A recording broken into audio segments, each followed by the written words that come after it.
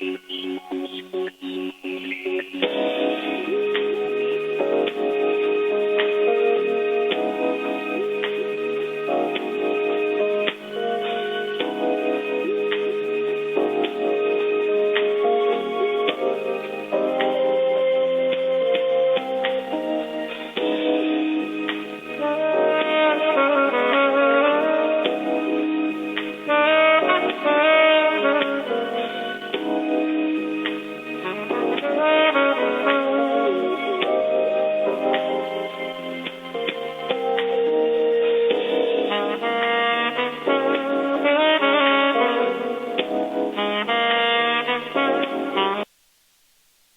afternoon, and thank you for standing by. All participants will be able to listen only until the question and answer portion of the call.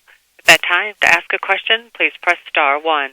This conference is being recorded. If you have any objections, you may disconnect at this time. And now we will go to NASA Jet Propulsion Laboratory. Please begin. Thank you very much, and welcome everybody to a Curiosity Media Telecon for Wednesday, February 20th. I'm Jane Platt with the Media Relations Office at NASA's Jet Propulsion Laboratory. Today we're going to hear details about Curiosity's latest milestone, collecting a sample from the interior of a Martian rock. We have 5 speakers you'll hear from with brief presentations, and then we'll take reporter Q&A. Visuals for today's briefing are online at http://go.nasa.gov/curiositytelecon. That's http://go.nasa.gov/curiositytelecon. Going to quickly introduce today's speakers. All of them are with JPL. We have Scott McCluskey, a rover planner and drill systems engineer for Curiosity. We have Avi Okan, the rover planner and drill cognizant engineer for Curiosity. We have Louise Jandura, sample system chief engineer for Curiosity. We have Daniel Limonati, lead systems engineer for Curiosity's surface sampling and science system. And Joel Hurwitz, the sampling system scientist for Curiosity. And we're going to start out with Scott McCluskey. Thank you.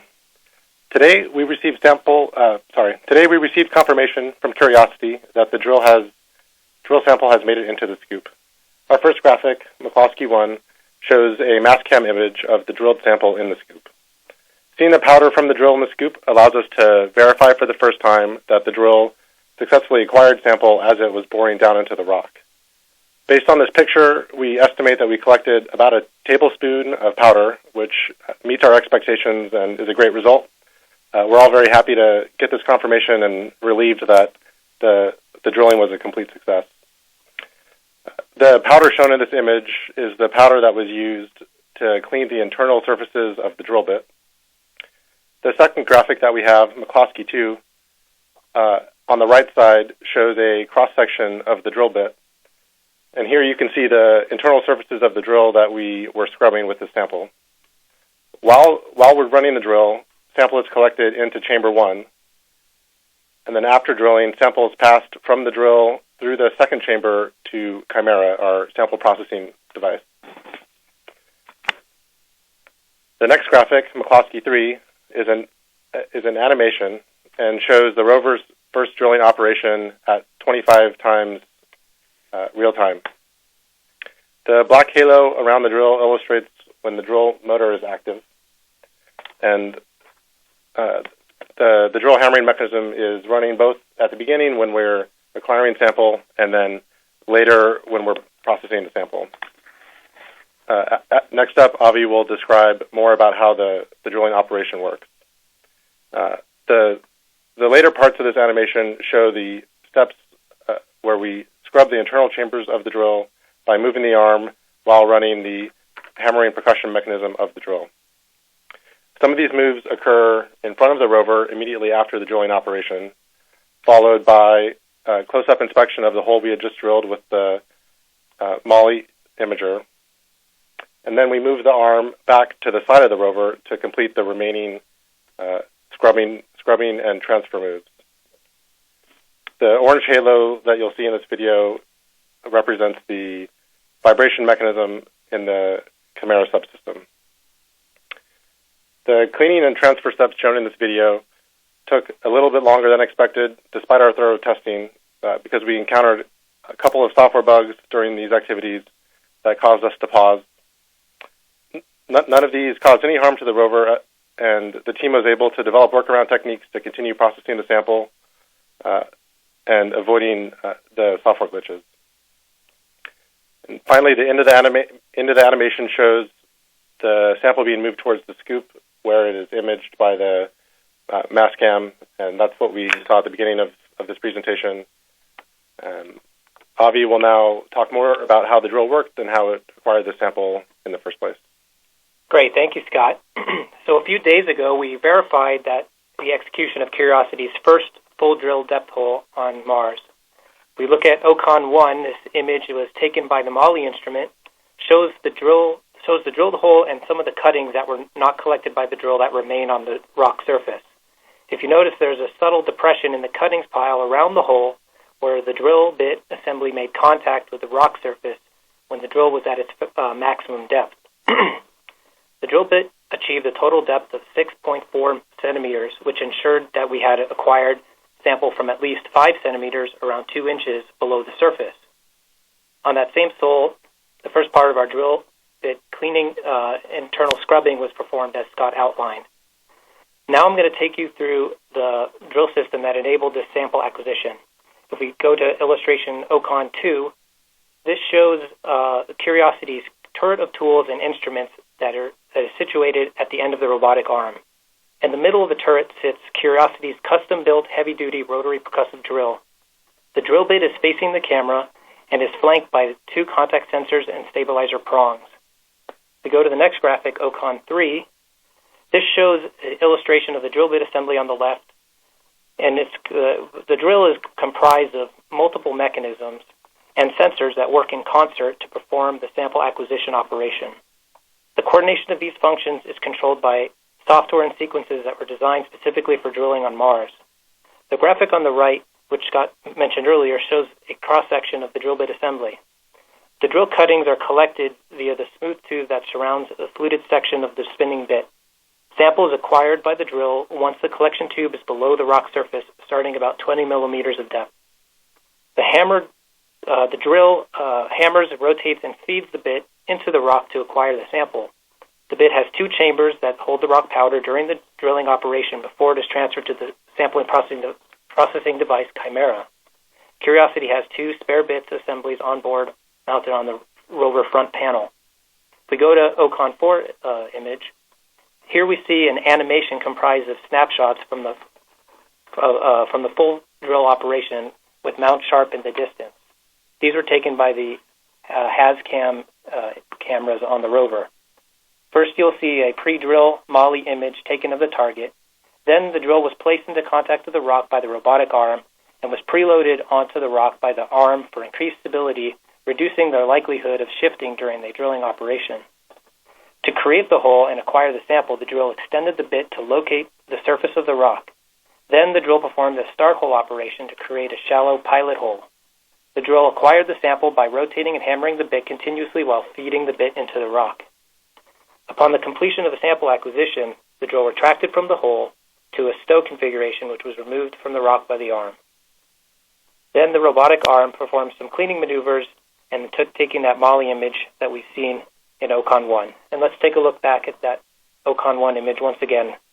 And I know a lot of Curiosity fans have been eagerly waiting for weeks and months to see this, and many of us on the team have been prepping for this for many years. So you can imagine how happy it makes us to have finally achieved this milestone. Now, Louise Jandura will put this Curiosity's first drill hole on Mars into historical context. Thank you, Avi. Well, Curiosity's first drill hole at the John Klein site is a historic moment for the MSL mission, for JPL, NASA, and the United States. This is the first time any robot, fixed or mobile, has drilled into a rock to collect a sample on Mars. In fact, this is the first time any rover has drilled into a rock to collect a sample anywhere but on Earth. In the 5-decade history of the space age, this is indeed a rare event. In the early 70s, Apollo astronauts used handheld drills, electric drills, on the moon. In that same time period and going through the early 80s, the Soviet Union had unmanned missions to both the Moon and Venus that used drills from landers. No space mission since then has used a drill on a rock. If you will refer to my first graphic, Jandura 1, you can see the handiwork of NASA's most recent missions to the surface of Mars. Going from left to right, an image from the rover's Spirit and Opportunity, Phoenix in the middle, and on the right, Curiosity. Each of these missions had very capable tools to interact with the surface and support their science payload. The rover's Spirit and Opportunity each carried a rock abrasion tool to grind away the surface layer of the rocks to allow for investigation by instruments. On Phoenix, the scoop had a rasp to break up frozen soil so it could be picked up by the scoop and put into instruments for analysis. And now Curiosity has her drill. Having a rock drilling capability on a rover is a significant advancement in our ability to investigate Mars. It allows us to go beyond the surface layer of the rock, unlocking a kind of time capsule of evidence about the state of Mars going back 3 or 4 billion years. Because the drill is on a rover, the rock choices are plentiful. Using our roving geologist Curiosity, the scientists can choose the rock, get inside the rock, and deliver the powdered sample to instruments on the rover for analysis. Now I'd ask you to turn to my Jandura 2 graphic. Getting to this new drilling capability on Mars required an extensive development and testing program. To get to the point of making this first hole in a rock on Mars, we made 8 drills and bored more than 1,200 holes in 20 types of rock on Earth. You see a small fraction of these holes in this picture. It has been both an exciting and challenging journey. My own personal journey is approaching 8 years, and along the way I've had the pleasure of working with a group of creative, dedicated, and joyful people who have collectively turned a blank sheet of paper into a working tool on Mars. We couldn't all be happier, and I couldn't be more proud of each and every one of them. In a minute, Daniel will tell you more about how we used what we learned from testing, but before that, I'd like to leave you with my last graphic, Jandura 3. Be sure to turn the sound up on your computer for this one. It's a short video clip recorded during a drilling demonstration to the science team using Curiosity's test double. It was shot here at JPL in Pasadena, but perhaps, if you allow your mind to wander as you watch and listen, you can experience a little of what it would have been like to be with Curiosity as she drilled her first hole on Mars. And now to Daniel. Thanks, Louise. All right, so as you've heard, the extensive Earth testing that Louise mentioned has alerted us to a potential issue that we're taking proactive steps to prevent becoming a problem on Curiosity. In one of our Chimera units, we've seen a sieve membrane come loose after extensive use. So if you jump to Illuminati 1, just a reminder from the Scoop campaign for those of you that were here, we're looking at a picture of the turret again on the left-hand side. Avi and Scott talked about the drill, which you find in the middle, and bolted onto that drill is Chimera, kind of our martini mixer on the spacecraft. And the picture on the right is a cutaway view of Chimera that shows you kind of what the sample is doing in a little bit more detail when it comes from the drill. So you see the sample transfer tube where the material enters, follows that pink path and the black arrows, crosses that green surface that is the 150 micrometer sieve, and then makes it into the blue area, which is the tunnel, and into the portion box. And so the piece of hardware in question is that 150 micrometer sieve. And so if you go to Illuminati 2, this is now a picture from Mars using the Mastcam, the awesome Mastcam cameras that we have on board. And it shows you kind of cracked open Chimera with the 150 micrometer sieve in plain view. And you also see along the edge there kind of an edge weld area that keeps the sieve attached to the primary structure. And so the reason we have that sieve on board is to take our samples and filter out materials that are bigger than 150 micrometers. This is done because the Chemin instrument needs very fine particles for it to do its X-ray diffraction work. The SAM instrument can actually handle particles up to 1 millimeter, and we have a redundant 1 millimeter sieve elsewhere in Chimera that we're not going to talk about today. Okay, so a little bit more about the fault. We have 3 identified identical copies of Chimera, 2 Earth test units and 1 on Mars. We've only seen the problem in one of the Earth test units to date. As you can see from Illuminati 2, again, that sieve is perfectly healthy and there's no issues with it.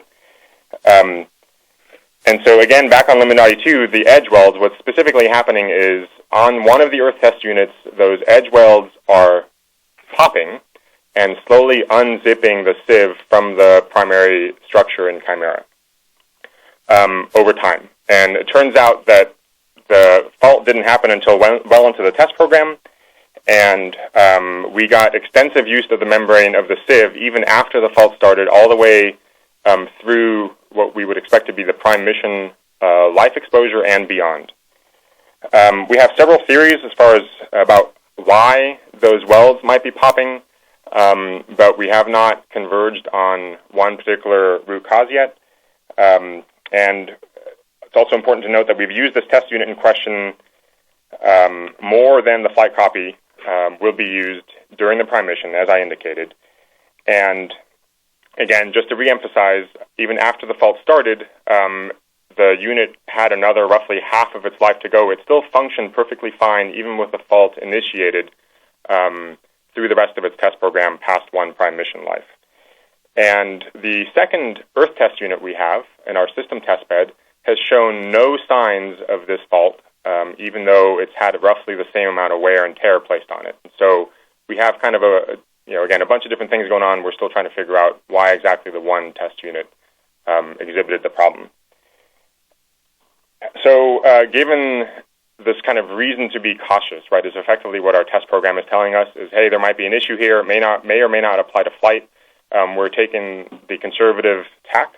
And during the John Klein sampling campaign, we are reducing the amount of wear and tear we're putting on the hardware to achieve our sample processing activities. We've shortened our sieving time, and we're kind of reducing or eliminating how many times we thwack the hardware to help minimize whatever might be going on with the hardware here and extend the life.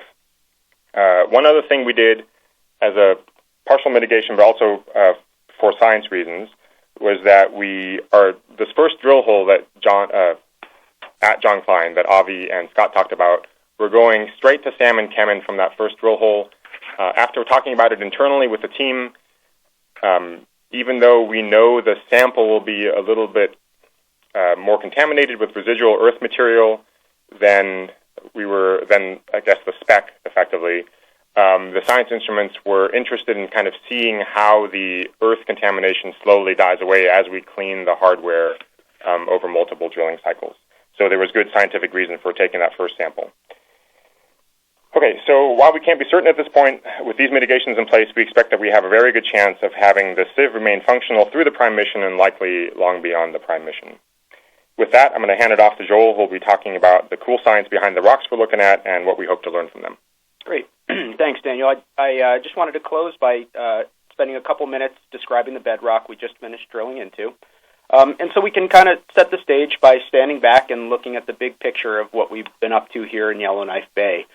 So if you pull up figure Hurwitz 1, you'll see this beautiful panoramic image that was collected by Curiosity's right Mastcam, looking back towards Curiosity's landing site at the local bedrock. And annotated on this image is the location of two work areas that are separated by about 5 meters or 16 feet from one another.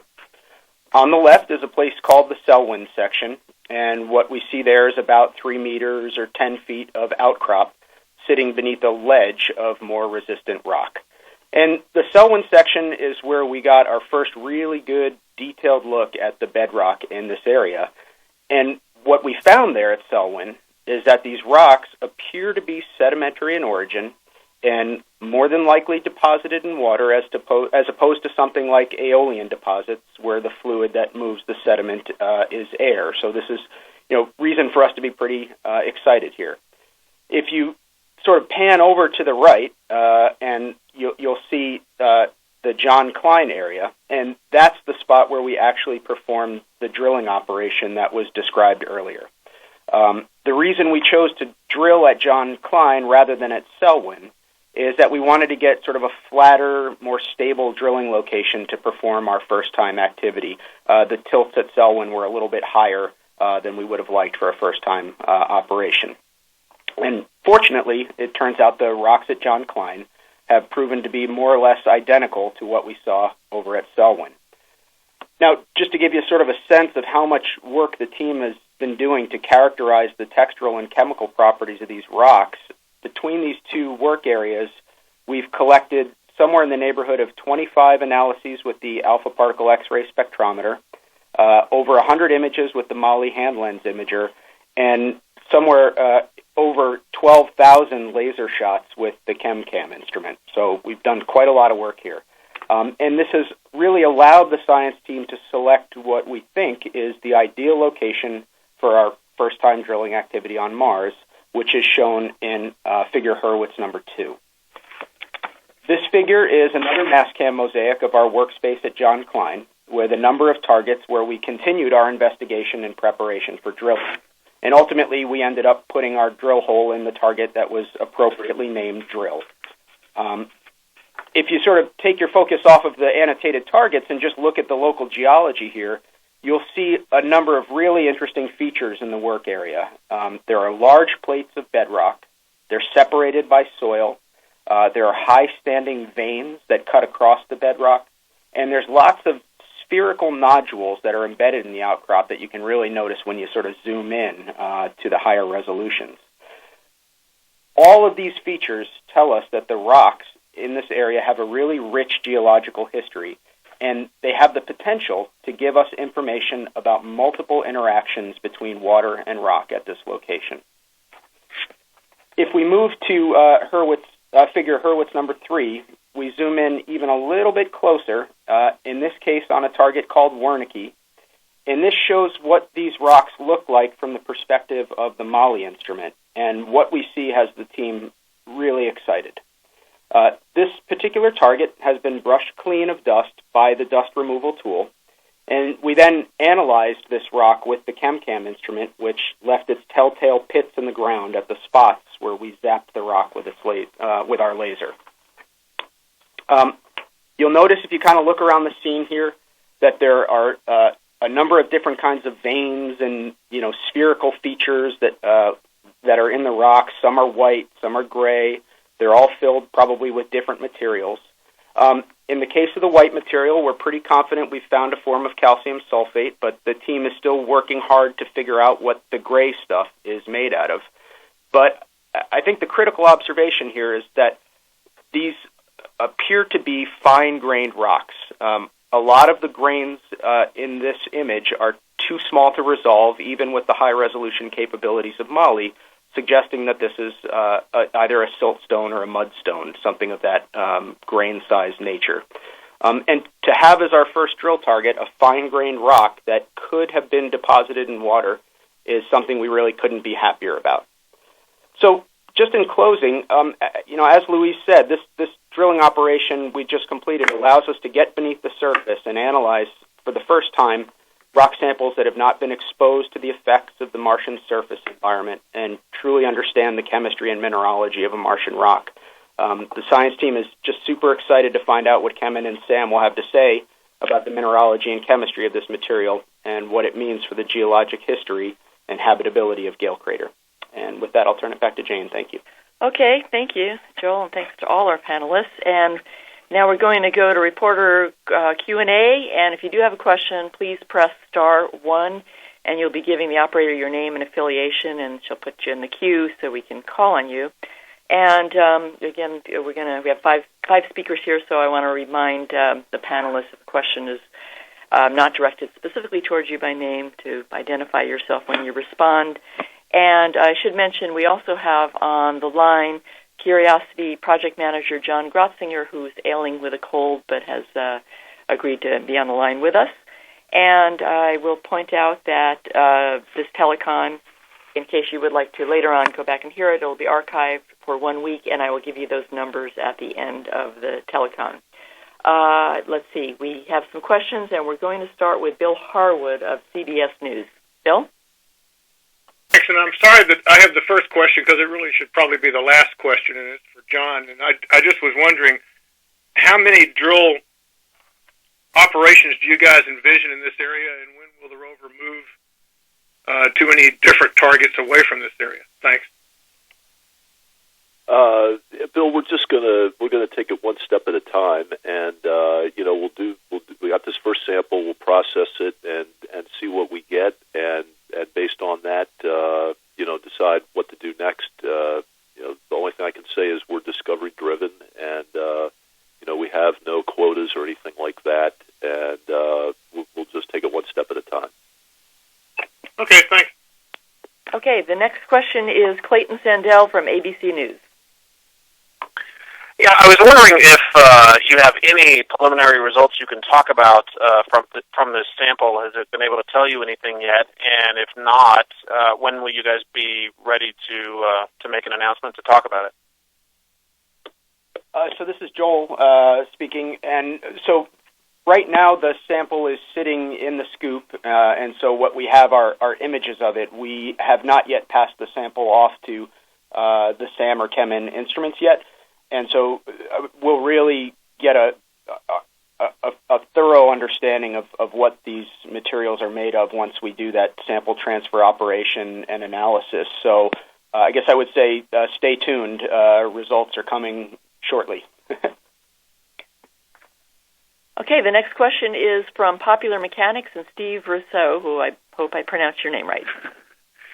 You did. This first question is actually for Scott. I was just hoping you could kind of elaborate a little more on the software glitches you guys experienced. Sure. So the glitches that we ran into are related to our motor control subsystem, and they're the sorts of things that came up in the specific circumstances that we were operating in here on Mars, and with the specific timing of the different motions that were executed on the rover. They're the sorts of things that once we got a chance to investigate them, we were able to very quickly converge on what was happening and come up with workarounds that allowed us to continue operating with full functionality. And so it didn't end up being a significant roadblock to getting this done. And I have one more question for Louise. Earlier you mentioned that drilling into the rocks is kind of like a time capsule. Can you elaborate a little more on what that means? Sure.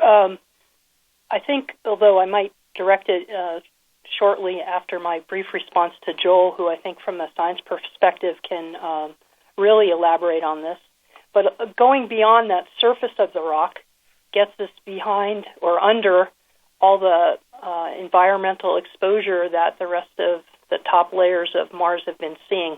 Once we get inside the rock, we get to look at, with our instruments, powder that we bring up that hasn't been affected by some of these other weathering processes. And I'll maybe, if it's okay with you, hand it over to Joel to maybe elaborate a little further. Yeah, and I think the time capsule aspect is it's a great analogy.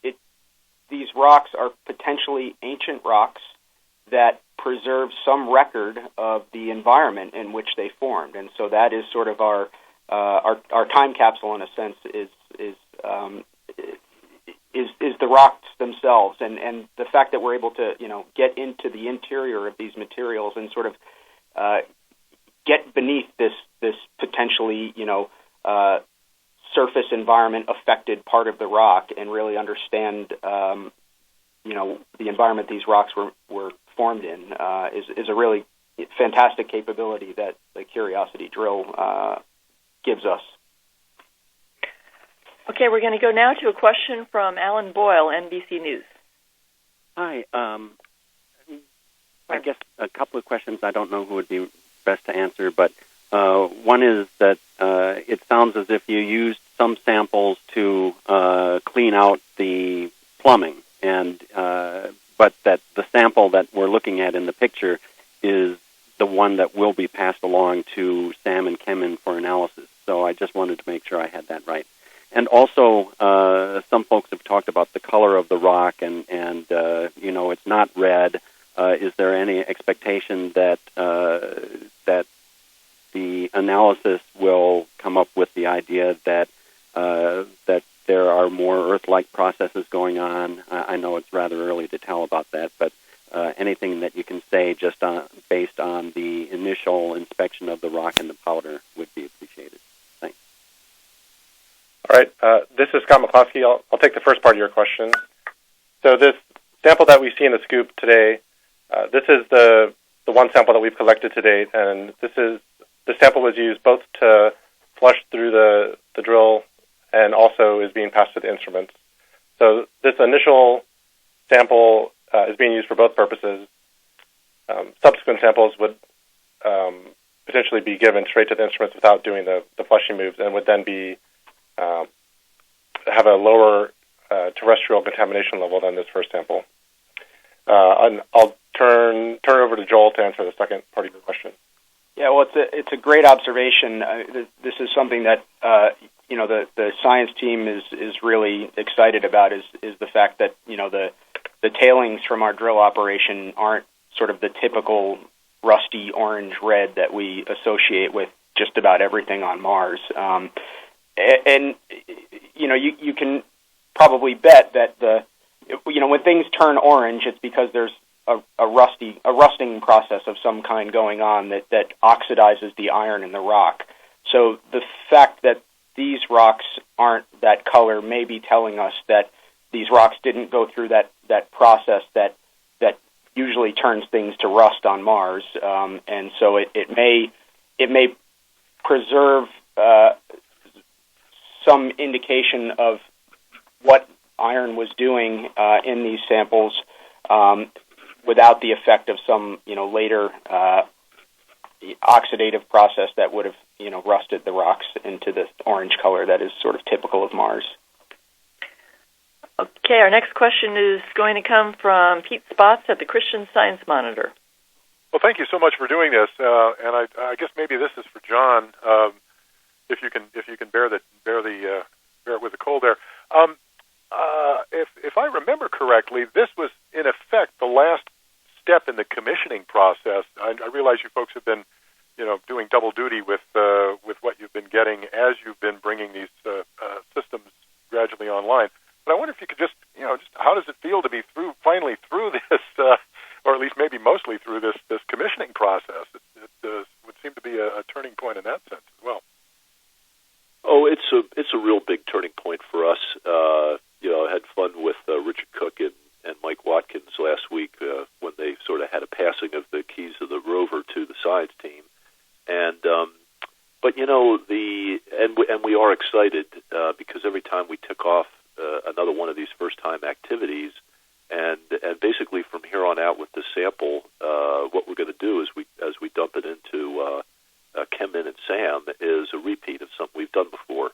So with that, comes more confidence, a chance of fewer surprises, and an increase in the efficiency of which we'll be able to do all this. So we're very excited to move on beyond that. But at the same time, it was never not a goal of ours to want to land where we did, look around at what our options were, and we did make the deliberate decision to drive in the opposite direction because we had a bit more than a hunch that this place might turn out real well. So as Joel said, we were excited, and our geological model that we were working with suggested that we did have sedimentary deposits that likely formed in water, but we had no idea we were going to find the rest of this stuff. All these filled fractures, the gray things that Joel was referring to that look like concretions. So when we got this down, it was really a great surprise to get before the holidays. So we'll just keep picking our way through it. But like I said before, when we first showed you guys this stuff back in January, if the spacecraft had gone long on EDL and we would have wound up on the flank of Mount Sharp and we would have found stuff like this, we would have considered it to be very much the stuff that we chose the landing site to go find. Thank you. Next, we'll go to Ken Kramer of Space Flight Magazine. Hi, thanks for taking my question. I have two questions, maybe for at least initially for John. Based on what you know now, John, do you think the prospect is more likely that you'll take more than one drill sample, and will you also take some soil samples? And can you also describe the drilling? Did you drill directly into a vein, on the side of the vein? Is it calcium sulfate? You know anything about the hydration state? Thank you. Yeah, Ken. So I'll just answer quickly and turn it back to Joel, who's leaving the show here today. I think that like I said to Bill at the very beginning, we have to take this one step at a time. We have to see what we find, and then based on that, being discovery driven is determines what we do next here. And with that, I'll let Joel describe the selection of the drill hole.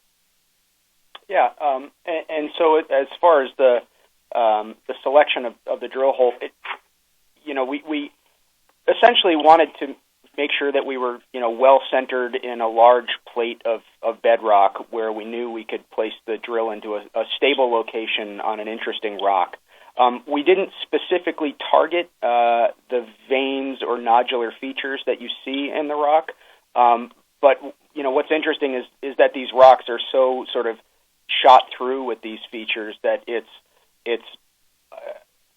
hard to imagine that we would have missed these materials somewhere along the travel of the drill. And so I think we'll find out what's in these materials once we get the sample into SAM and Chemin, and then if we think that we're sort of missing a component of the rock that we know is there, but for some reason just didn't show up in the mineralogy, then we'll consider additional drill targets that might bias us towards these other features like white veins or gray nodules or things of that nature. So is it calcium sulfate, and do you know anything about the hydration state? Thanks. So yeah, the white stuff we believe is calcium sulfate on the basis of data that's been collected by ChemCam and APXS. We don't know the hydration state of that material yet. Hopefully, Chemin will provide us with that information. Thank you. Okay, and we do have quite a few reporters waiting to ask questions, so thanks for your patience, those of you who are still in the queue. We're going to take our next question from Craig Kovalt of SpaceRef.com. Hi, thanks. For Gratz here to start, or anyone else who wishes to join in, what does the schedule forward here look like in the next few days on delivering this to Sam and Chemin? About what day do you expect to do that, and what is the outlook now on whether you'll deliver to both at about the same time or one or the other first? Joel, go ahead and take that one. Sorry, can we? All right. Daniel. See, this is Daniel. I'm going to jump in and take that if that's okay, John. So, Craig, the order of events is roughly as follows. We're going to sieve the material next for about 20 minutes. We're going to take a picture of that to confirm we got enough material through the sieve. We've got a go-no-go cycle there. Then we're going to drop off to Chemin, and then after that we're going to drop off to SAM. Those will be on separate days. Those roughly have go-no-go decisions between each of those days, and that'll play out over the next few days here. And a separate question that is for Gratz. If this in fact proves to be a mudstone and not a basaltic content mudstone, I realize this is a very qualitative question at this time, but what is your characterization of it as for the ability to have preserved organics? Craig, that is one of the big questions that we're asking with the payload here. I would start by just reminding us all of a definition, which is mudstone refers to a size of material that consists of clay-sized fragments, and clay is a size definition as well here, and silt size. So you combine those two together, you get a mudstone. So, compositionally, based on the APXS data that we've got now, it does have sort of average basaltic bulk composition, and I guess that's not really a surprise.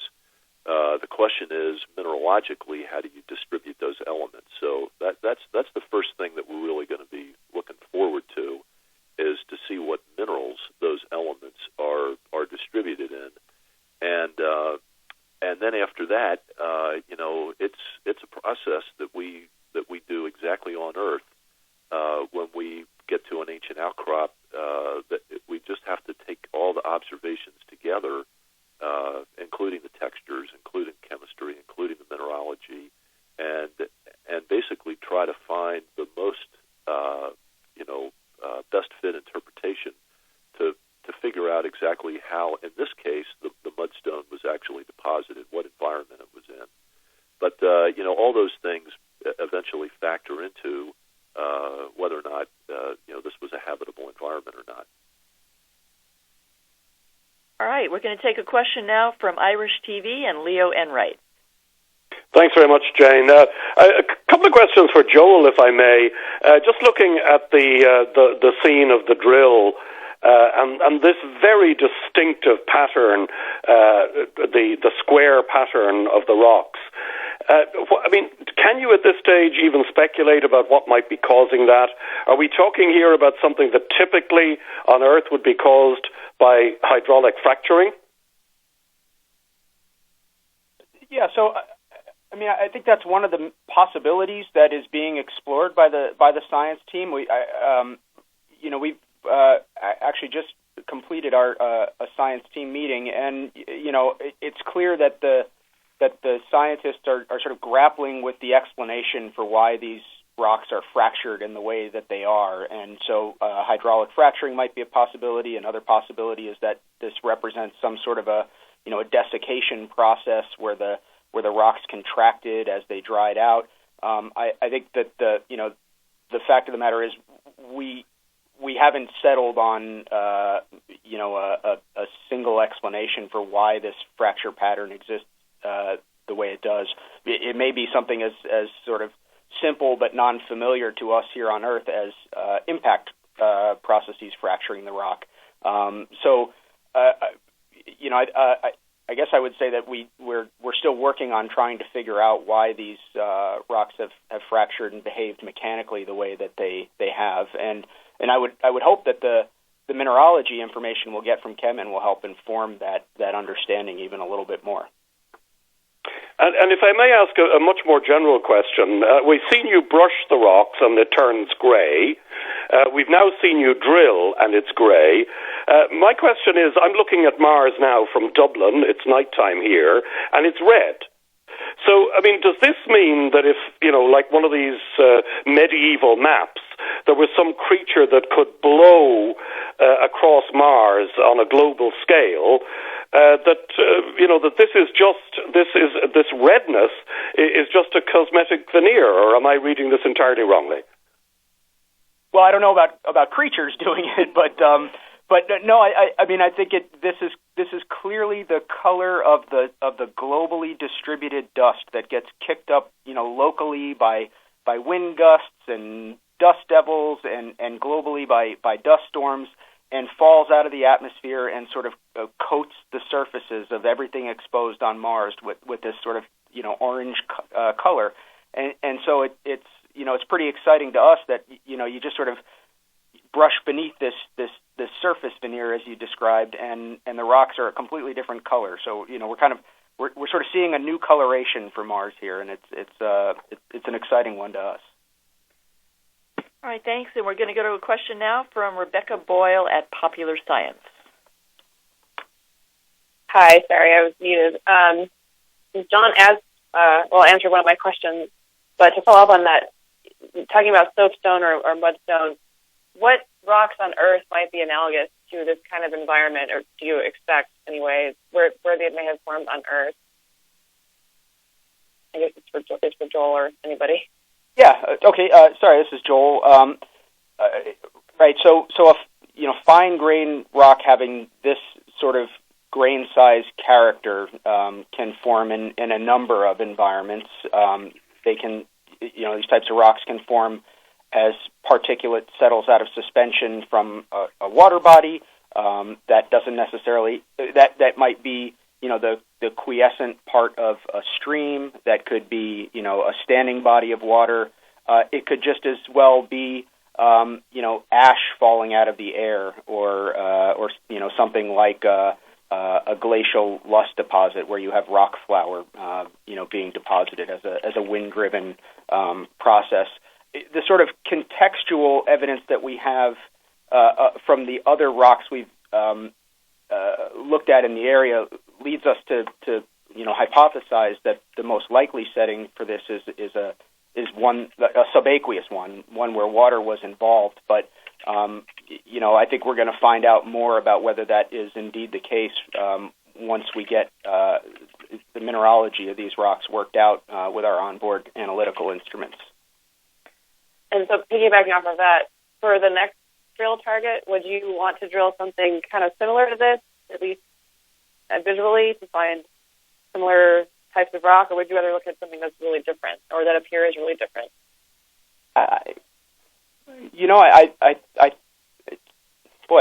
I guess we would just have to answer that question on the basis of the results we get from the first drill sample. I was speaking in answering one of the earlier questions.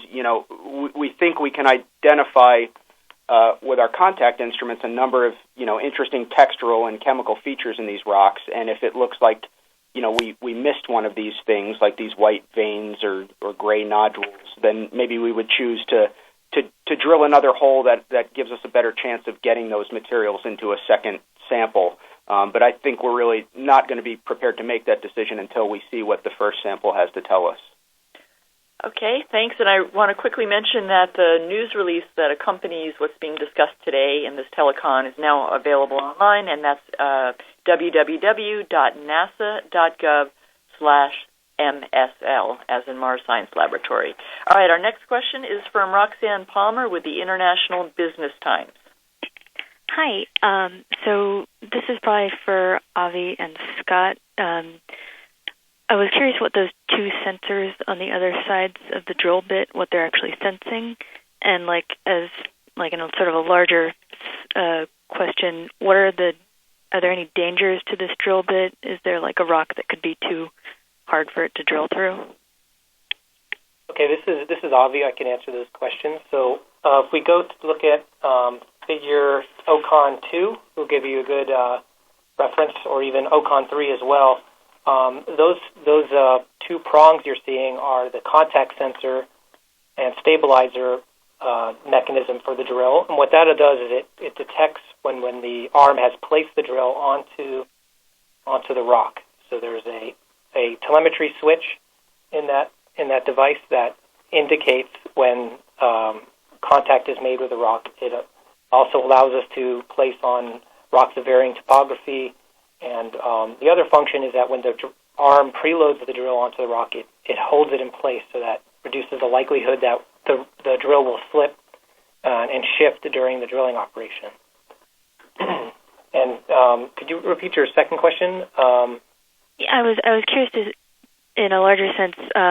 You mentioned you're carrying spare parts for the spare drill bits. What's the hardest stuff that this drill can cut through? Is there any chance that it could encounter something that's too hard for it to drill through?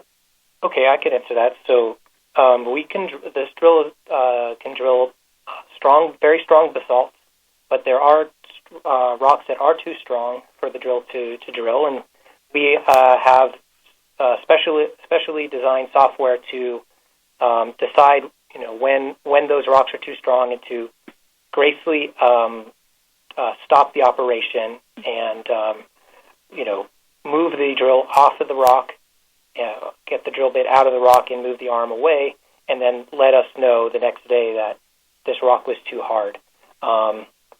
We also carry the spare bits on board just in case that something happens with the drill bit. We want this. We hope that this will be a very long and extensive mission, and the use of the drill will go on for quite some time. And because we are on a rover that's going to be climbing a mountain, we want to have that extra capability in case something happens to the drill bit, and this will allow us to be more. It really gives us more flexibility in our capability, and really allowing us to use this hardware and to go for those very interesting science targets that we find along the way. Could you give a quick, one example of a rock that might be too hard for the drill? Sure. So, some some unaltered, unweathered basalt can be too strong, like a quartz stone. Quartz would be typically when we found in our terrestrial drilling to be too hard for the drill to cut into, and so it just would not make progress, and the autonomous software would abort that process, that drill. Thank you. Okay, and we're going to go to a question from Reuters and Irene Klotz. Thanks very much, and thanks for doing this. I have two questions, and probably for John or Joel, if you want to chime in.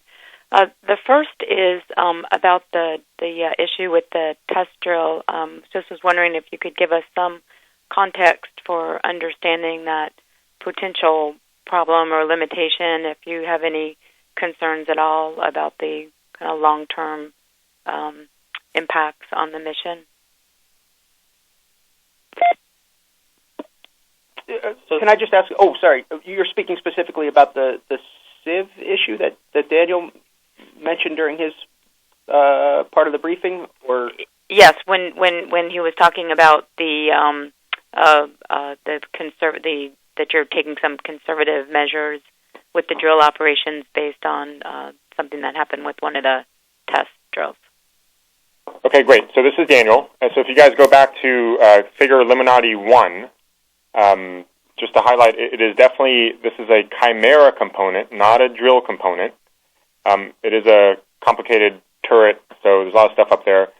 And again, just to highlight the sieve, right, the green, kind of bright green surface in the picture on the right, the cutaway view, that's the element we're talking about. And as I tried to indicate, based on the test results to date and based on how we expect to use the hardware on Mars, we really have pretty good confidence, right, that we're going to be able to use this hardware through the Prime mission and beyond. The kinds of things we're doing basically reflect a change in stance and where we're being conservative, right? So at Rocknest, we sieved, for example, for 60 minutes. When we scooped the sand dune, we sieved for 60 minutes to err on the side of guaranteeing we get everything through the sieve. We actually had Earth test results that most of the time, rather often, we don't need a sieve for that long. And so after we found out about this issue, which came up roughly in November, early December timeframe, we realized, okay, now we have a different driver which says, hey, try to minimize the life on the hardware, but still be effective. And based on our test experience, 20 minutes of sieving is, usually is enough to get enough material for SAM and Kemen. And so what we're going to try out at John Klein very soon here is a 20-minute sieve activity. We're going to take a picture of how much material made it through the sieve, and then kind of, if not enough material made it through, we will sieve another 20 minutes, and if it was enough, then we're done and we move on to the next step. Okay, thanks. I don't think I fully understood that initially. And my other question is about the this place where Curiosity is currently exploring, and I wanted to know if I understand that the chemical analysis is still to come, but if you had these sorts of rocks and these sorts of chemistry that you think is there on Earth, John, would that be a place where organics would be preserved?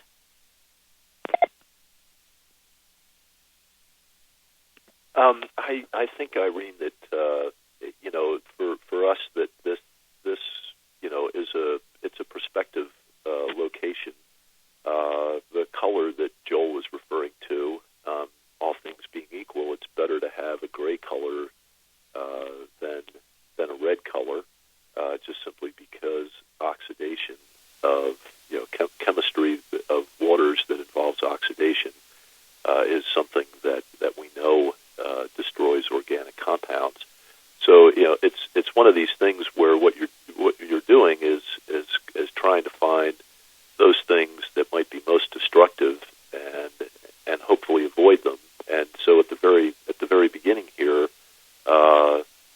we're excited because this points us in the right direction. But as you know, I've said over and over again, when you find exactly these sorts of conditions on Earth and everything, and much more that we still have to discover here, when everything still goes right,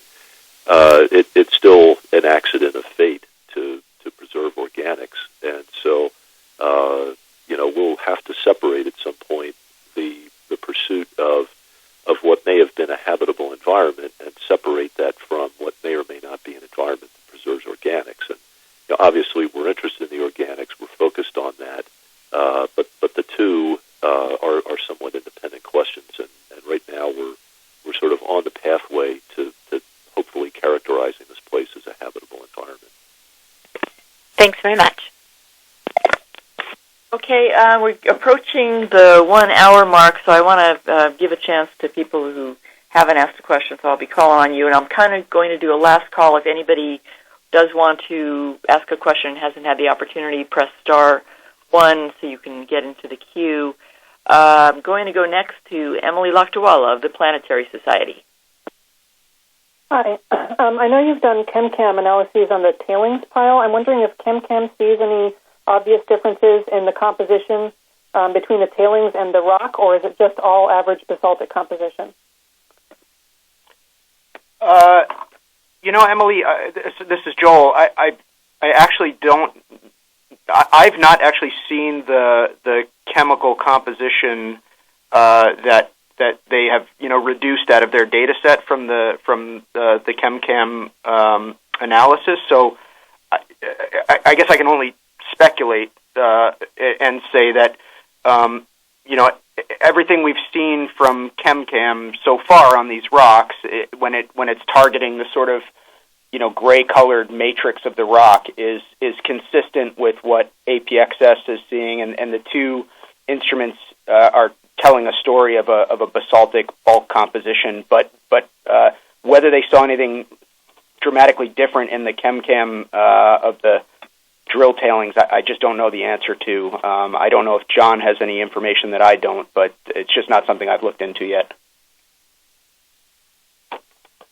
Okay. And if I could ask a follow-up, I'm just wondering, I know we have to be careful with calling names of colors and things that we see in space images. I just want to check to make sure, is the tailings pile actually gray? Is it just less red than the dust, or is it blue? What color would you call it?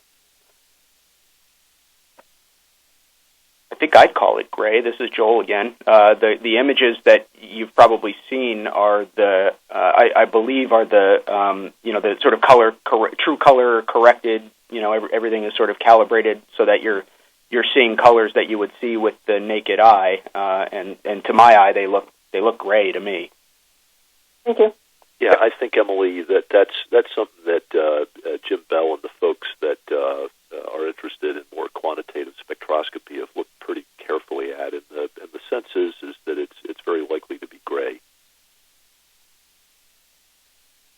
Okay, thank you. And what we're going to do, we do have one question from space.com. Before I get to that, I did want to get in one quick question that came in from a viewer, listener on Ustream, and the question is, will drilling be done when interesting samples are discovered while roving, or will there mostly be find something to drill exclusive phases?